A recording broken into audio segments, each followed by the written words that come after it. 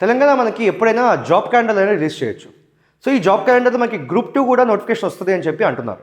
అయితే ఇప్పుడు మనకి ఏ ఎగ్జామ్కైనా కూడా సిలబస్ అండ్ ప్యాటర్న్ అనేవి చాలా ఇంపార్టెంట్. ఈ మేరకు టీజీపీఎస్సీ గ్రూప్ 2 ప్యాటర్న్ ఎలా ఉందో మనం చూద్దాం.